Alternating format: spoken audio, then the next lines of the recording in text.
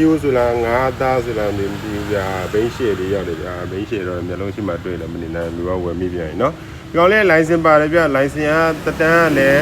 9နှစ်မကောင်အများကြီးလွန်တဲ့ပြုံမှာသူကလိုင်စင်စာအုပ်ကလည်းပျောက်သွားတယ်ဗျာဒါသူ့ရဲ့ဝိတက်တွေတော့ကျွန်တော်ဒီထဲမှာပါတယ်နော်ပြန်နှစ်ချက်လည်းဆိုင်ကယ်ထဲမှာပါတယ်နော်တော့ဘိန်းအော်ဂျောလေးဗျာဘိန်းရှေ့လေးနော်ဒါဘိန်းကောင်းလို့ကျွန်တော်ဝယ်ထားဗျာသူလိုင်စင်တွေပါတယ်တော့မပါတော့တော့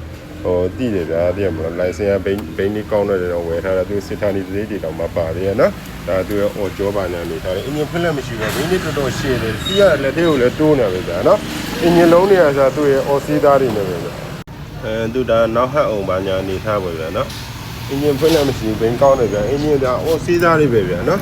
အင်ဂျင်လုံးကဆိုအော်စီးသားတွေပဲဗျာကီလိုမီတာဆိုလဲဒီကောင်2000ကျော်ပဲရှိတယ်နော်ကီလိုမီတာ2000ကျော်ပဲရှိတယ်နော်အဲ့လိုမျိုးပေါ့နော်ဒီရဲ့ပါညာပေါ့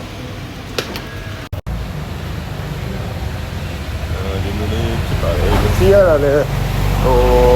စီးရတာလည်းလုံးဝအိဖောက်နေကြဗျာစီးလို့တော်တော်ကောင်းတဲ့ဆိုနေပါဗျာဒီကောင် model 2009ပြောတယ်ဗျာ2009နော်ဒါအင်ဂျင်နိုးထားဗျာနော်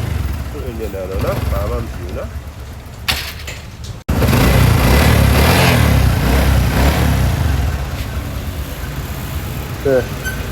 ဘိန်းကောင်းတာနေမှာကြိုက်တဲ့ကြောင့်ဒီကိုမရှိဘူးဆက်သွယ်လိုက်တော့ဗျာဒီကူပါ